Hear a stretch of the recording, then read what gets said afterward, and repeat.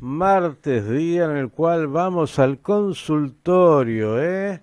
Y lo tenemos aquí a nuestro especialista, neurólogo, profesor y hombre que nos ayuda, bueno, a pensar sobre nuestra salud y también los abordajes terapéuticos para cuando hay algún tipo de problemática. El tema que me ha planteado hoy es fascinante, es un tema que usted seguramente ya ha escuchado, pero que hay que volver a reiterar. Voy a ponerlo en un contexto más amplio. Todos los medicamentos, usted sabe, ayudan para una cosa, pero hay que ser cuidadoso con las otras, ¿no? No lea mucho lo que dice el prospecto porque si no, no los tomaría. Y hay algunos, claro, que tienen que ver con elementos que son utilizados a veces para otro tipo de cosas y que pueden perjudicar la salud, pero que cuando se los aplica en la dosis correcta, por una problemática correcta, por ahí, bueno, es lo que recomienda un especialista. Seguro que escuchó usted que para el dolor muchas veces se utiliza lo que se llama el cannabis medicinal. ¿Es bueno? ¿Es malo? ¿Sirve? ¿No sirve? ¿Produce adicción o no produce adicción? Bueno, el que sabe es quien sabe. Querido doctor Alfredo Firstenfeld, ¿cómo le va? Buen día. Buenos días, ¿cómo están ustedes? Muy bien, puse el Bueno, contexto. a ver, está perfecto porque la introducción que hizo Miguel, de alguna manera esto de los medicamentos, del prospecto y demás, o sea, todo medicamento que está a la venta en una farmacia ha pasado por lo que se denomina los pasos de la investigación clínica, las buenas prácticas clínicas, donde se determina con absoluta seriedad y certeza la efectividad del producto y eventualmente los efectos adversos. Y una vez que el balance permite entender que el producto realmente es útil independientemente de los problemas que pueda traer, se pone a la venta. En este caso, el ANMAT, que es la agencia reguladora de medicamentos y de alimentos, que es la Argentina, que está a la altura de la Food and Drug Administration de la FDA de Estados Unidos, ha sido calificada con el más alto nivel, bueno, se encarga de permitir o de dar el ok para que estos productos estén a la venta. Y pasan por lo que se denominan procesos de distintas fases, fase 1, fase 2, fase 3 clínicas, para que el producto finalmente, y después de años de estudio, se lo ponga en concepto de venta y sea y llegue hacia la población siempre y cuando esté, en la mayoría de los casos, recetado por un profesional. Bueno, ¿qué pasa con el cannabis? El cannabis, como sinónimos, marihuana con H en el medio o marihuana con G o hachís, o sea, es una planta que produce una sustancia que tiene efectos psicotrópicos. Psicotrópicos es que actúa sobre el sistema nervioso, sobre funciones psíquicas del sistema nervioso, como el estado de ánimo, como la capacidad de tolerancia al dolor, el efecto reflejo nauseoso. Todo esto son elementos que está comprobado sobre los cuales actúa. Ahora, imagínense que para todo eso hay un menú terapéutico gigantesco.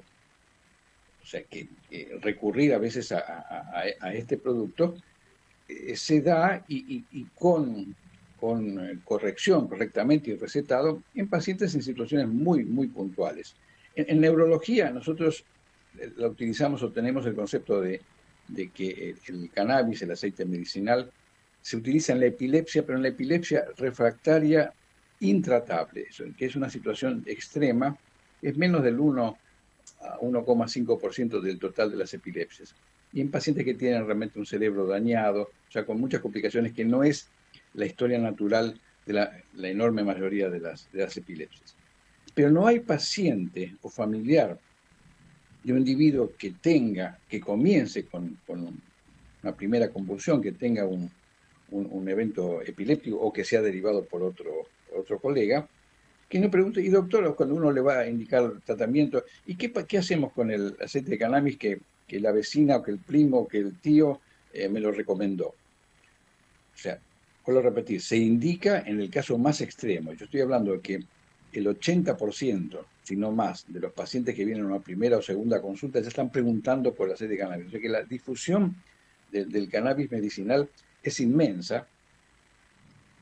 Una gran cantidad de individuos tienen su plantita de cannabis en el balconcito, en la terraza, en el patio del fondo, y lo cultivan. Y lo consumen y también se lo dan a otros amigos conocidos, o inclusive hasta pueden hacer una venta no oficial. O sea que realmente estamos en una situación de gran problema, porque por un lado, hasta la industria farmacéutica o muchos colegas alientan con cierto criterio correcto la utilización, pero por otro lado, es infinidad, es enorme la cantidad de individuos que consumen o que están alertados de que esto existe y que lo pueden consumir y no les da miedo. Uno receta un medicamento y efectivamente leen el prospecto. Y el prospecto, si lo leen, realmente más de uno, doctor, ¿qué me dio? O sea, esto no lo voy a tomar ni en curda. Bueno, Vamos a las preguntas, doctor, más sí, directas, porque usted está planteando, obviamente, lo que tiene que ver con un tratamiento. Como usted decía, la marihuana es hoy sumamente popular, consumida por grandes masas, y muchos dicen eso, no, pero no, un pitito de marihuana, uno sale a la calle y un siente porrito, sí. ¿cómo? Como dice un Un porrito, porrito, un eso, porro. porrito, el porro.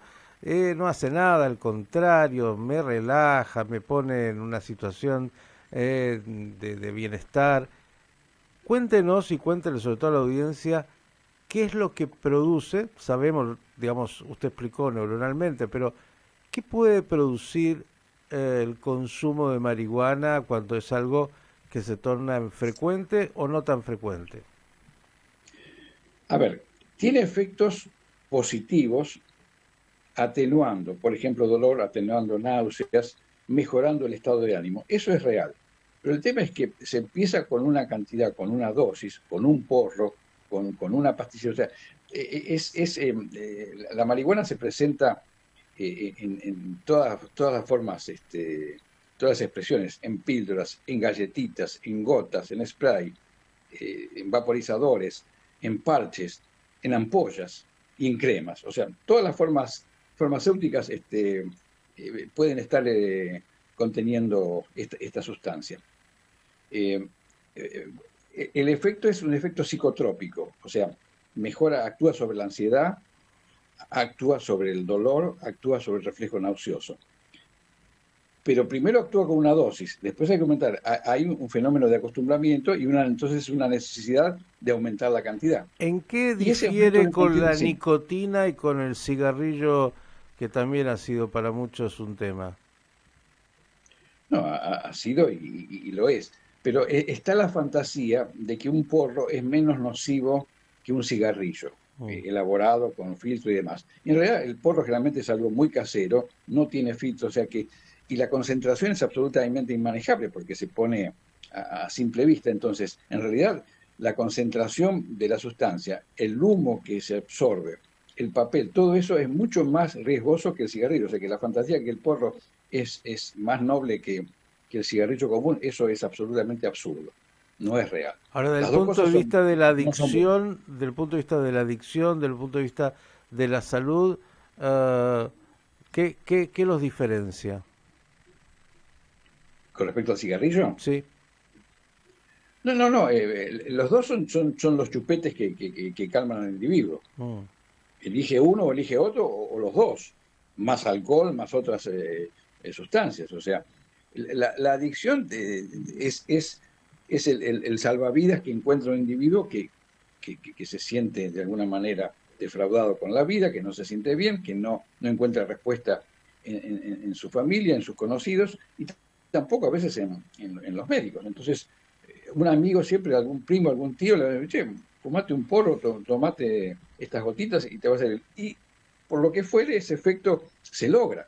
Mm. Hay un efecto inicial positivo, pero absolutamente la utilización continua de eso daña y altera la función cognitiva, da trastornos de tipo psiquiátrico, psicóticos, o sea, es innumerable la cantidad de líos y aparte daña la corteza, genera lesiones irreversibles en la corteza y en la subcorteza, o sea, en lo que se llama la sustancia blanca. Ujú. El cerebro de un cocainómano parece un queso gruyere. Eso Coca se y puede ver ahí estamos hablando ya de cocaína, estamos hablando, por ejemplo, y le iba justo a preguntar, muchas veces cuando alguno viajó a la altura en algún lugar, le dicen, bueno, no, tomate ahora un bolo de coca, un poquito te dan una pastilla con coca y eso supuestamente también colabora. A ver, eso es una alternativa. Mascar coca es muy común en Altiplano, en Bolivia, en toda esa zona, Ujú. en Salta, en Jujuy. Bueno, es una instancia no habitual, salvo a los que viven ahí y que de alguna manera los que ya viven ahí están acostumbrados y su sistema sanguíneo y regulatorio les permite sobrevivir ahí. Pero realmente uno cuando está en una altura como en La Paz y demás, necesita algo. Bueno, una vez usarlo o un breve tiempo ayuda. Y realmente es lo mejor que hay. Pero no, esto no permite que sea una indicación permanente. Ujú. El tema es que el individuo se confía, se amiga con la sustancia y la adopta sin un control. Y ahí es donde se llega a los grandes inconvenientes. Estaba O sea que pensando, realmente, doctor, que de alguna manera eh, todos los medicamentos, ¿no? Y estamos de alguna manera hablando de drogas que son más conocidas, pero que son drogas, pueden generar una adicción y por eso hay que tener siempre un profesional que esté colaborando con uno, ¿no? sí, desde ya, a ver, droga es una palabra fuerte, pero droga es un fármaco, es una Ujú, sustancia farmacológica. ujú. En este caso, las drogas psicotrópicas como la marihuana, como la cocaína y demás, bueno, tienen efectos inicialmente que resultan positivos, por eso el paciente lo adopta, pero después son absolutamente dañinos, no tiene criterio y las indicaciones, un médico las puede utilizar, pero en pacientes en situaciones críticas, en dolores en pacientes oncológicos, hay la esclerosis múltiple con algún tipo de sensación o de dolores también puede ser utilizado, pero absolutamente en forma regulada. Pero vuelvo a repetir, un paciente que inicia unas primeras crisis convulsivas de epilepsia, ya está preguntando, y es bueno el aceite de cannabis, o sea que la difusión es absolutamente muy grande y a ver, quiero plantear una cosa, porque hay países que permiten la utilización y otros que no lo permiten. Pero los países que permiten es porque la teoría de ellos, de esos lugares, es que al permitirse se va a vender o se va a consumir menos. Que todo lo prohibido tienta más. Pero no porque sea bueno utilizarlo. O sea, en el país donde está permitido justamente para atenuar el consumo. Y que en todo caso sea recetado y que tenga un límite. Y los lugares que no está permitido, bueno, el consumo es enorme, a escondidas, es rompiendo la ley, etcétera, etcétera. O sea que todo eso pone en evidencia que esto está muy, muy controvertido, pero las evidencias clínicas farmacológicas demuestran que todos los individuos que consumen estas sustancias a la larga tienen problemas importantes desde el punto de vista neurológico y desde el punto de vista psiquiátrico. De esto no cabe duda, y aparte también físicamente, ¿no? Cannabis Los medicinal, riñones, señores, para el hígado, tenerlo, etcétera, etcétera, el corazón, o sea, todo se va a comprometer. sí. O Doctor, sea que el uso del cannabis medicinal realmente sí, le agradecemos como siempre, se nos fue el tiempo, pero nos queda claro, cannabis medicinal, sí, claro, cuando es necesario y administrado bajo la supervisión de un médico experto para poder justamente hacer que cumpla con su función y no traiga mayores complicaciones. Un abrazo y gracias como siempre. El igualmente, hasta luego. doctor Chau, chau. Alfredo Firstenfelé, hoy hablando de este tema tan actual, tan conocido, pero que siempre vale la pena profundizar.